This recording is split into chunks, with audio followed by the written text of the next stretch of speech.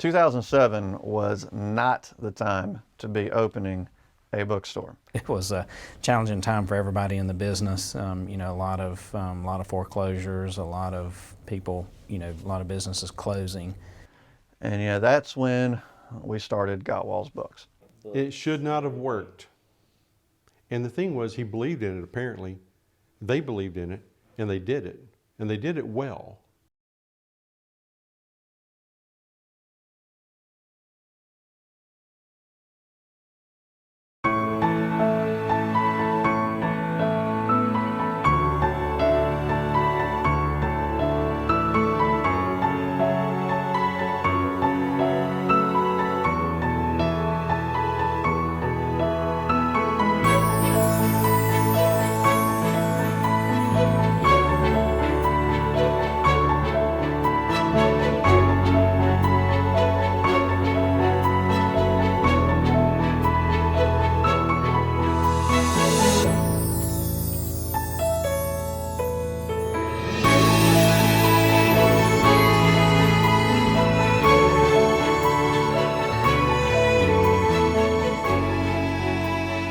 The year before opening Gottwals Books was interesting to say the least. My wife and I got engaged.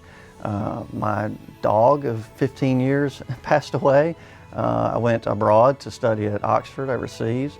And then my father died while I was abroad. And just the things that we went through, just growing together as a couple, it was crucial, I think, for opening Gottwals Books.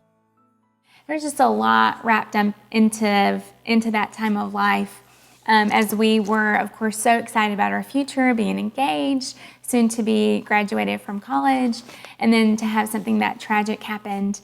But I think it really catapulted us into the next phase of adulthood. Several things happened that summer. My grandmother passed away a little while after we were married, a couple months later. Not far after her grandmother passed, we sat down with Abby's parents and just started talking about where we were as individuals, where we were in our careers, and decided that it was time to open up a business. And I remember sitting at the restaurant and kind of shooting out different ideas. Shane has a very entrepreneurial heart, and so we had thought of lots of different businesses. He had thought of lots of different businesses to open. And he said bookstore, and my parents immediately said, wait a minute, you're not going to make any money with used bookstores. That's about the worst business in the world. Anything would be better than that. Bookstore, great idea, and yet with absolutely no knowledge of the industry whatsoever and almost no money to do it with, we started Gottwals Books. Well, she said, no, I want to do it so it's really nice and elegant, and they can come in and feel comfortable, and I want to make it really family friendly. I want to make it user friendly. I have an English degree. My wife has a business degree. We put the two together and said, you know what, a bookstore, that's reading and that's business. English degree, business degree, let's put it together and call it Gottwals Books. So it made sense in our heads. I never had dreams of having a retail store of any type. But I do have a memory of when I was a very little girl. We were in Chile. I was born there and we lived there till I was 6. And I remember there being a little shop around the corner from our house and going in the shop, and I don't remember what the shop sold, but I remember watching the person at the register checking us out, and I just thought it was fascinating, how fascinating to play with money and give coins and count change. I just thought that was really interesting. So I think that was maybe my first introduction into a retail experience. So here we are, newly married, newly out of college, new homeowners, and new business owners. And I had not a clue what we were doing. I just trusted Shane. He had various businesses throughout his high school and college life, even his early elementary life. He had little businesses. And so he was used to the work and the hustle and the planning of it all. We did uncover my old journal from when I was 9 or 10 years old and found an excerpt that I thought was rather interesting. It says, "We found a basket back in our woods about a month ago, and I worked on putting it on my bike for almost a week, and I finished it yesterday. Since I have the basket on my bike, I'm starting an errand running service. and here's the key, but I have not made any money yet. So my childhood was full of a lot of these kind of businesses where I had some great ideas and got some things rolling, never really made a whole lot of money, but it took a long time to get to the point where we were saying we've got walls of books at Gottwals Books. But even the early days of just learning how to make a buck here and there, trying out new things, getting rejected on some things, doing maybe okay on some other things, really formulated how I would process a business in the future. And I think even my errand running service had an impact on what Gottwals Books did in the future. We were so clueless in the beginning about all aspects of running a business that we didn't even know what all we were clueless about. So we started gathering books from here and there and everywhere. Physically driving to stores like thrift shops and places like that to get the books that we needed. A lot of it was bought up in North Carolina where my in-laws lived. I would spend many days getting up before dark and driving my truck and a trailer up to North Carolina, shopping all day with my father-in-law, and then driving back and getting home after midnight. We would buy the books. He would take them to his living room, I'm sure to the chagrin of my mother-in-law, and he would sit there and price them. One huge load, I had my car packed to the top. Couldn't move hardly down the road. Barely could see out on any when I've got the books full, packed full in there. Put them in banana boxes that he'd get from the grocery store and stack them and stack them and stack them. When we had moved from one place to another with my huge library, I tried to get boxes, trying to figure out what kind of boxes to use. And so thank the Lord for banana boxes. We'd get back home after midnight, and then we'd get back to the store before the sun would come up again to stock the shelves before the store would open for our customers. That was the sausage making for Gottwals Books. Customers just didn't see any of that. And it was hard, it was gritty, it was tough, it was tiring for us early 20-somethings. But it was also a lot of fun, and it really built a lot of good relationships, particularly with our family as we went through growing this business together. And I spent hours and hours, I don't know how many hours, very carefully cataloging them into this computer. We ended up buying the cheapest inventory management system we could find on eBay. I think it came with a computer. It was pieced together. I think it was $100, but it was the best we could do. There were all kinds of softwares out there. There was all kinds of stuff that was already developed for bookstores, but yet we didn't even know enough to know that there were things already developed.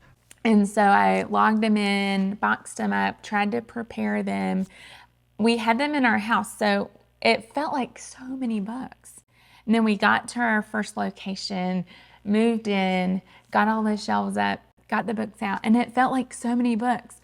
But it's hilarious now to look at pictures of when we first opened and see the mostly bare shelves, and the books were really spread out, and our kids section had like 20 books in it. And I'm thinking, what did people buy back then? Because we just did not have hardly anything to buy, but somehow they found something to buy.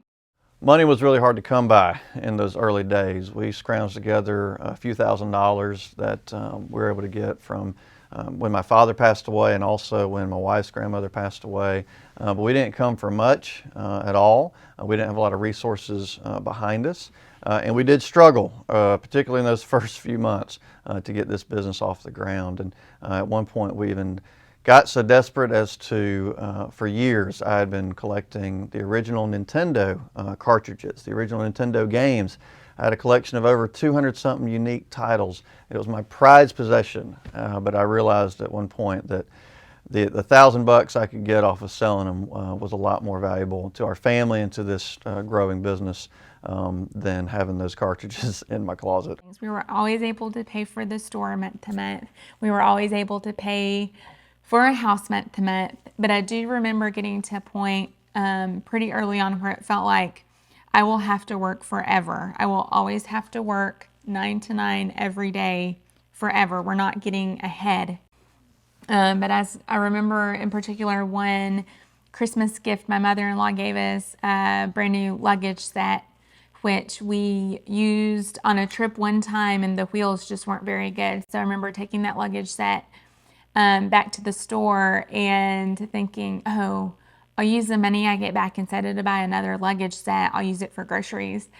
And that kind of kept us afloat for a little bit. And that's just how it was, and that's how it often is, kind of the story behind the story of businesses, where you just do what you have to do to survive, to make it work, to believe in a dream that you have, and to just keep on pressing forward even when the times are tough. Shane, of course, helped and supported so much and did most of the behind the scenes work, but I was the one physically at the bookstore, and I had stretches of the day, sometimes several hours at a time, all by myself, where customers weren't coming in. And my dad checked on me a lot. He would call, and we came up with this, our secret code. I would answer the phone, Gottwals Books, this is Abby, if I had customers. Or I would answer, hey Dad, if I didn't. Now it's so funny sometimes to be at the store and there are always people in shopping, and there'll be lines at the counter. And I think we were several years in the first time I had a legitimate line to check out. And I remember later telling someone I had a line at the bookstore. I think there was 3 people waiting. We had no intention on being the dusty, musty, hole-in-the-wall kind of a place where you walk in and an old man's sitting behind the counter stroking a cat and smoking a pipe. You know, that wasn't the environment that we wanted for Gottwals Books. But to do more, we knew we had to expand. Our spot, that 1,500 square foot spot in Warner Robins, was getting a little tight. We had an opportunity. The neighbors next door, who had a nail salon, moved out very suddenly, and we were able to add an additional 1,200 square feet. That took us to 2,700 square feet total. When we had our ribbon cutting, I remember distinctly walking across the front of the store, and for the first time I'd ever noticed, I walked across the front of that store and realized that there was a customer on every single aisle.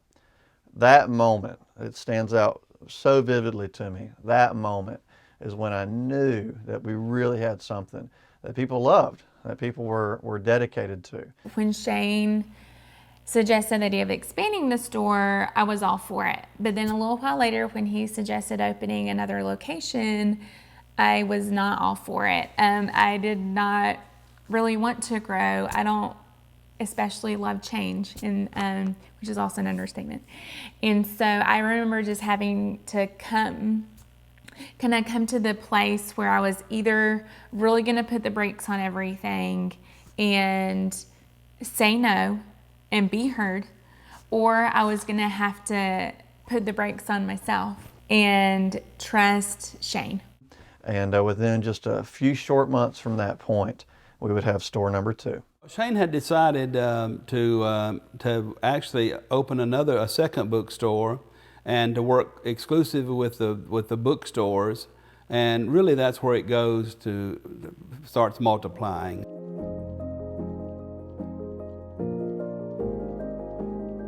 Well, Byron, Georgia, within about 15 minutes of our original location, has a shopping center. It had a number of vacant spaces. We announced we were going to open in that center, and we had all kinds of comments. I mean, not only about bookstores not being able to survive, why are they doing this? Boy, look at those 2 innocent young people who are very idealistic and not realistic. But why are they doing what they're doing in Byron, Georgia with this second store? Well, we opened the night before we opened.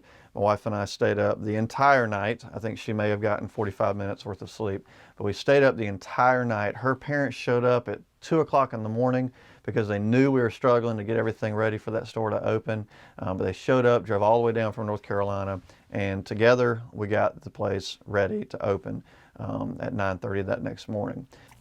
Opening day at the Byron store was crazy. There were so many people there. It was our second location, so it was about 15 minutes from our first location, and so people knew our store. We had a little bit of a history, but I just remember people kept coming in and coming in and coming in and checking out, and I thought, this is crazy. At the end of that day, I sat on a bench right outside the front door after we had closed up, I looked at the register totals for that day and was very, very pleased. I sat there just looking out as the sun was setting. It was just a beautiful scene. And I said, we've got a successful second location. We are on our way to starting a chain. And so that, I think, really fueled Shane more than me, but still even my desire that we could keep opening locations. Byron did so well in those early days that we ended up deciding quickly to open our third location, and that was going to be in Macon, Georgia, about another 20 minutes away from the Byron store. So still a pretty close nucleus from our home, but now that there were more than 2 stores, and there were only 2 of us, we had to start getting employees. So when we opened Macon in February of 2010, we had 6 employees total, including Abby and myself, running these 3 stores. So it's still a lot for just 6 people, but we started doing things that businesses do, like advertising. I was still doing it myself. I was producing it myself, so these commercials that we made weren't great. The print ads that we put in newspapers weren't great, but it reflected what we were, and that was a homegrown business that was doing the best we could. The Peach Shops in Byron has always been a family destination, and Gottwals Books is now proud to offer tens of thousands of used books, both old and new, at this location. Remember, we've got walls of books at Gottwals Books.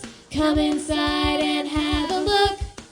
We started reaching out to schools, started building relationships with institutions, started getting some bigger opportunities opened up. We started selling online through third-party platforms.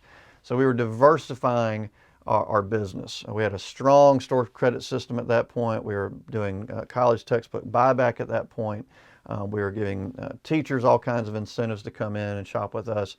We were functioning as a solid business should. We were growing past the mom and pop stage, and it felt great. Even though we were still going through all the hard knocks of getting a business off the ground, it still felt that way. We were building something that we knew was going to last. You know, with the buying and selling of books, I know even our kids will go through the house and find books that they've outgrown, and they'll go trade them in so that they can get credits towards their next read. And that's just a fun game component that's come out of it, but it really is an innovative way to keep your readership, to keep people engaged, and to keep those customers coming back, because we've got credit on that card, and we're going to be stopping at Gottwals the next time we're out and about. The community really came out to support us. And the stores have all had their ups and downs, but I just remember the opening days of those second and third locations, it's like the community showed up and said, yes, we want you here. None of it came easy. That store in particular, I was teaching still until 10 o'clock each morning. At 10 o'clock I would leave school, I would drive to work in Byron to open up that store by 10:30. And stay until, on some nights, as long as 9 o'clock. Sitting, typing away, looking up books, doing things for customers, but also sending messages to my wife. We were communicating constantly, daily, via Yahoo Messenger, asking, do you have this book somebody's looking for, and that kind of thing. We grew our relationship in the first few years. That honeymoon period for us, much of it was spent over a chat messenger on our computers. I can almost tell time by him. I knew at 4 o'clock he was going to ask me what was for dinner. And so we worked together in that way, which we hadn't done up until that point. We were building a business. We were building a business that had our name on it, our family legacy. And so it was exciting, difficult, but exciting. Then as we started growing more, and we had more employees, our schedules changed, that we started working together at the same store in person together, which was great and also not so great, because it turned out I really enjoyed being the boss of my life at the bookstore, even though, I of course did suggestions and took his advice on things, but I had my own way of doing things and he had his own way of doing things.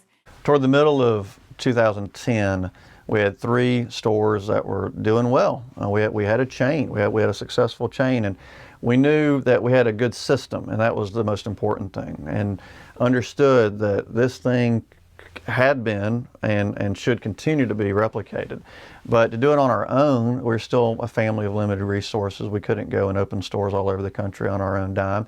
So how do we do that successfully? Keep the brand together, keep our business principles intact as we try to expand more broadly. And the answer for that was franchising.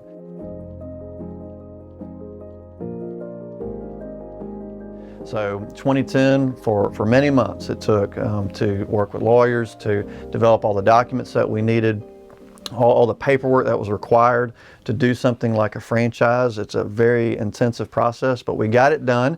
Within 45 days of us getting it completed, we signed on our first franchisee. We trained them.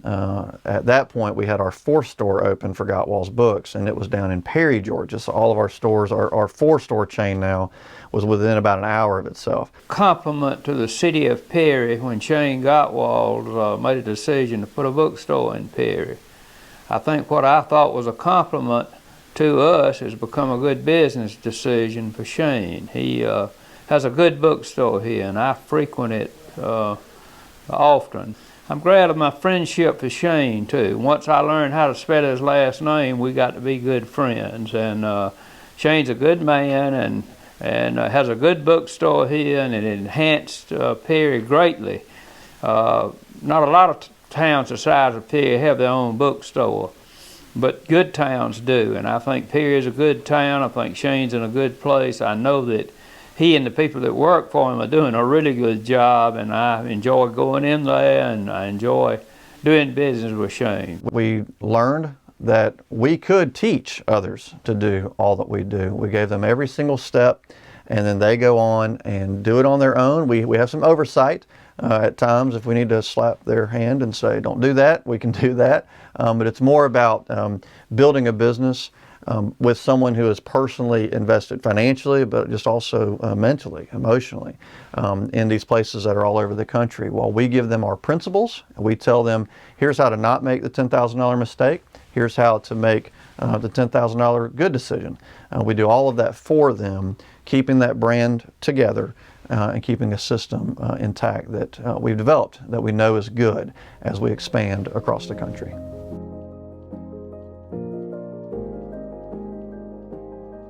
Probably the biggest transition, other than opening the store, the next biggest transition for me came when I became a mother.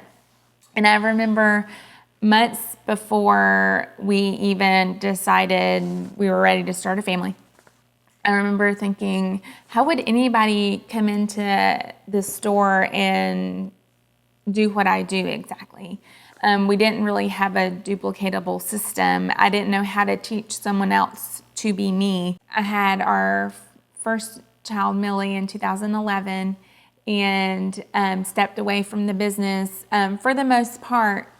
At that time, she was born with a cleft soft palate, and so I was a new mom, with a brand new baby who also had medical condition I had never heard of, and she had to pretty immediately within the first few months of her life undergo a couple of surgeries, and all of that was totally overwhelming to me. And at the same time, Shane was going through the process of franchising our bookstores. That was just a really crazy time. And I think now looking back, I think, what did everybody do at the bookstores that whole time? I wasn't around, but I think that was good for me, that it wasn't a slow transition out. It was just, I was there and then I was not.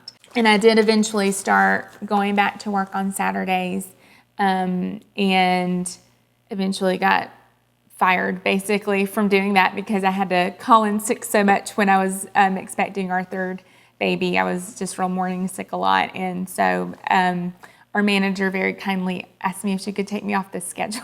I remember sitting in our first staff meeting when I realized I wasn't the face of the bookstore anymore. One thing that we did at that staff meeting is we had sent out a survey to our customers, I think via email, and their responses were a lot of mostly positive response about our staff, but they kept mentioning one staff person in particular, and I remember thinking, she's the new Abbey. People don't go in looking for me anymore, they go in looking for her. And in one sense, that was very freeing for me. It was also a bit sad. It was another kind of transitional, pivotal moment for me of realizing the bookstore will keep on chugging along without me.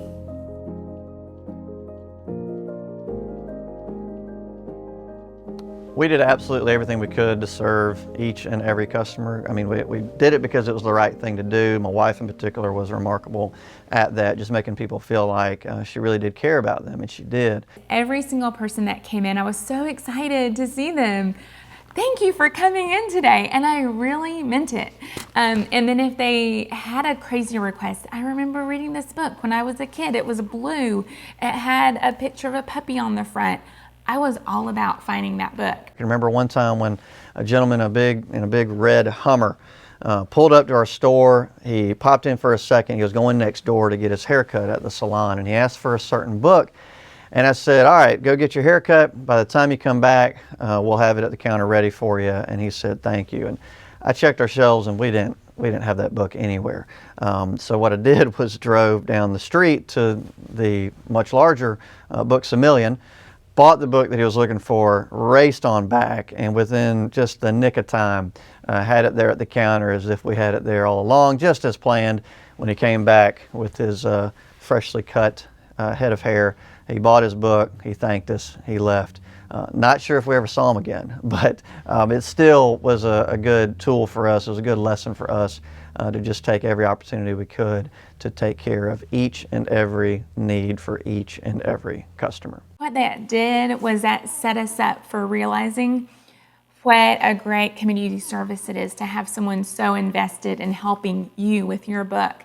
And I think even now our staff does an amazing job at really helping people and really caring about the people that come in our doors. We have customers that are really, we consider they're our friends. And they will call and ask for specific associates. You know, I have a coworker, and we have customers that just want to talk to her because she has helped them so much. She reads a lot. She's great at recommending books. We have another lady that comes in, and she knows all of us. She's just been coming in forever, and she's, you know, a close friend. Feels like part of the family sometimes. There's a homeschool mom who she and her youngest child, her daughter, came for about 5 years every week to our house, about once a week. They would come and watch my kids so I could, take a break from my job at home to go work at the bookstore, go work at our warehouse. And they are almost like family to us. And we only know them, we only met them because of our bookstore.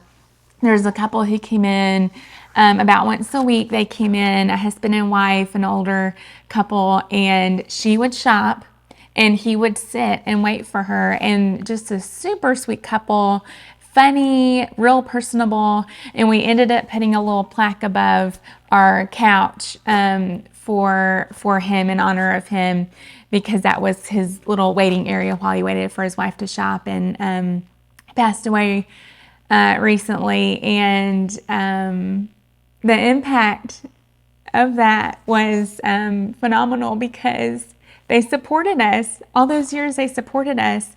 And even though I don't think he ever bought a book for himself, he supported his wife supporting us. One of our customers became so special to us, we named our science fiction section after him. He's a delight. He's a quirky character. He knows that he's a little weird. He jokes around. He brings us insanely long lists of books he's looking for. He must have the most massive library of any person I know, but he's just been such a champion for us and encouraging us and saying, keep on going, I'm proud of you, without saying those words.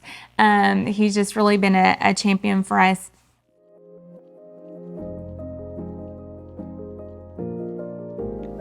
Even in the early days of our business, we had many of our shoppers, people who were actually spending money with us, who would come in and say things like, I hate to know that the print book is dying. And we'd always tell them the same thing. It's not dying as long as people like you keep coming in and buying books. We use Kindles and e-readers and all these electronic devices in different ways. When you want to read a book for pleasure, as a general rule, you're probably reading a paperback or a hardback.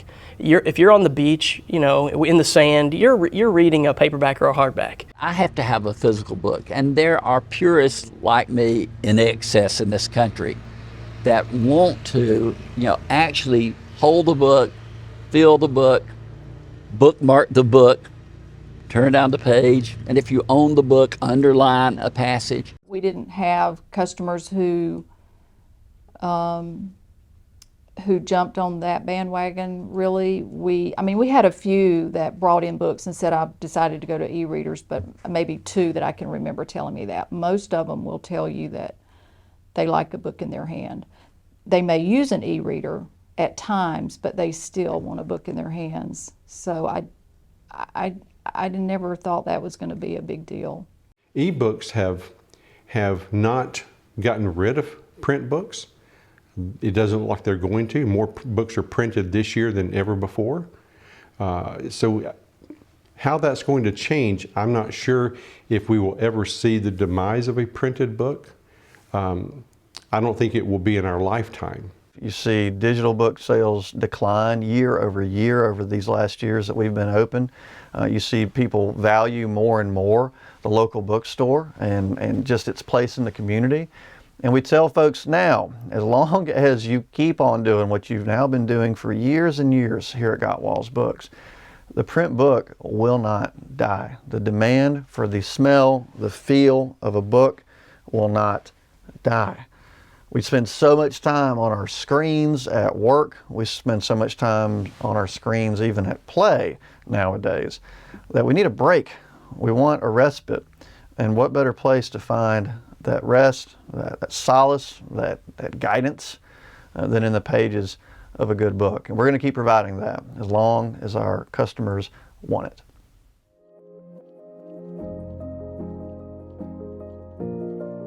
The coronavirus situation really pushed us back on our heels, but I think it was just another example of how business just has to adapt with any struggle, with any situation. This one just happened to affect more businesses than usual.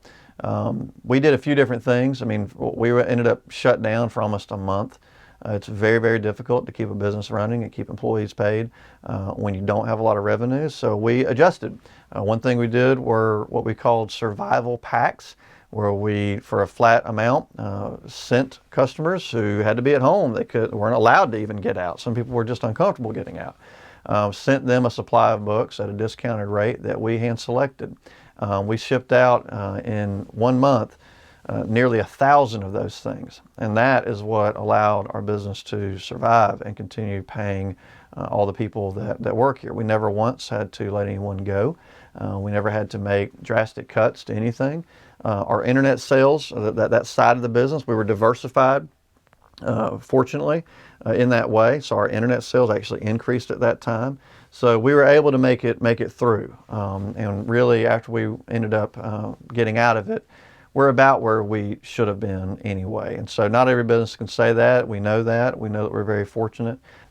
But again, it's just a story of what you do every single day as a business owner. It just happened to be on a global pandemic scale.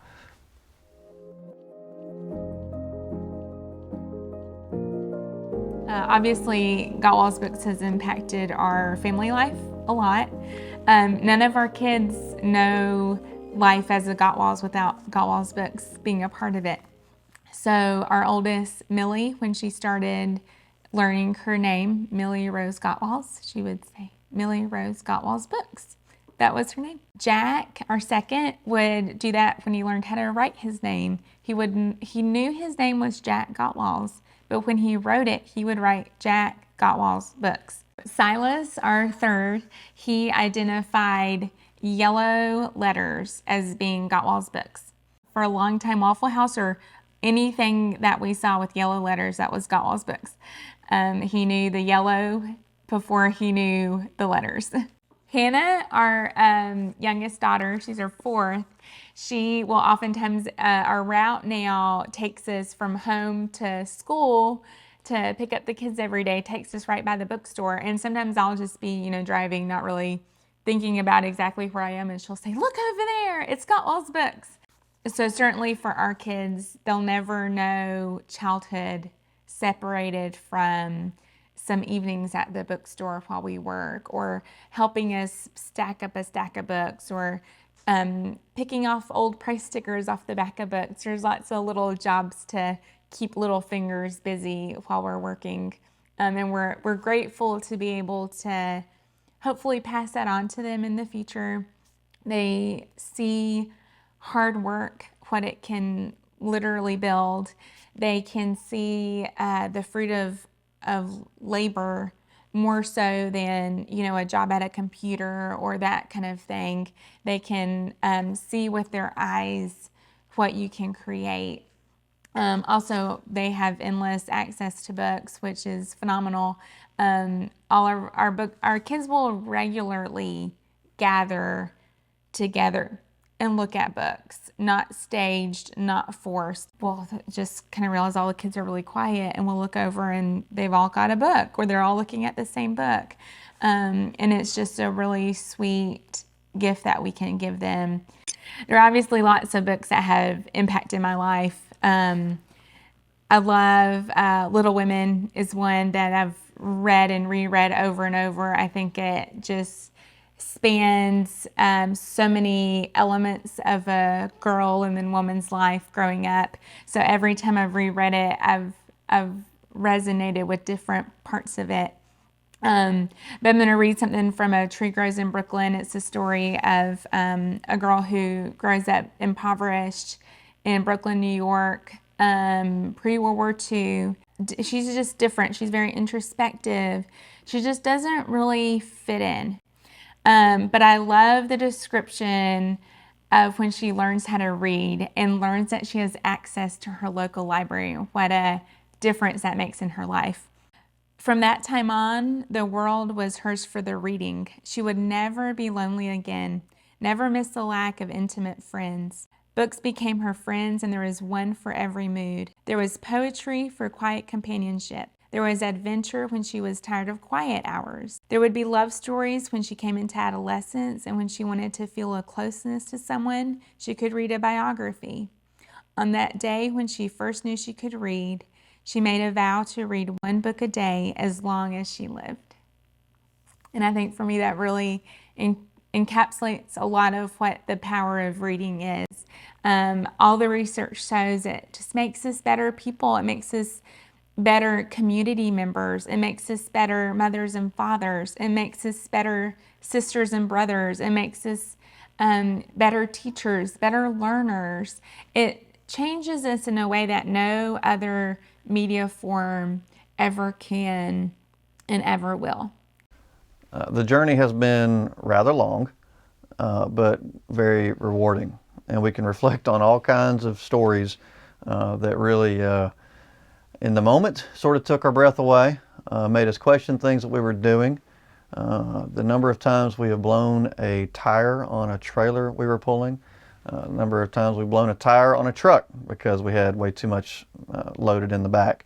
When we tried to move a bookstore and the moving truck broke down within a mile of the store we were moving it from.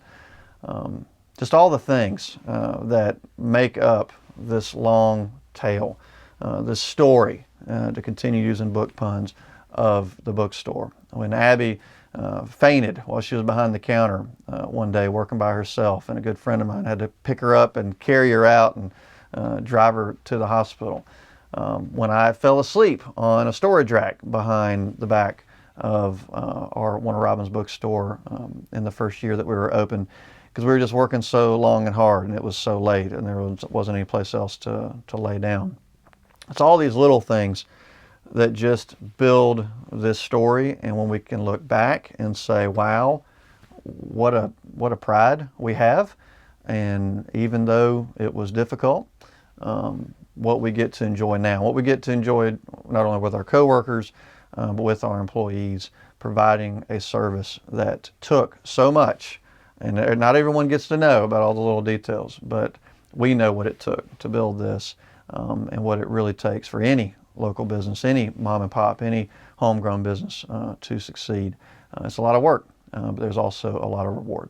What they've done is wonderful, remarkable, and I just have the greatest respect for what they've been able to do so far. The bookstores where you know you're going to be spending time, and how is the location, how's the atmosphere, all of these play into it. And I think that Gottwals meets those challenges and really draws you in off the street. You can't pass by without thinking, I think I'll look in there and see what's out now. Shane and the people that he employs, and I mean, it's coming into a family, and I hope that there are a lot of businesses in America that are like this one, and I hope that we all take the time to support them.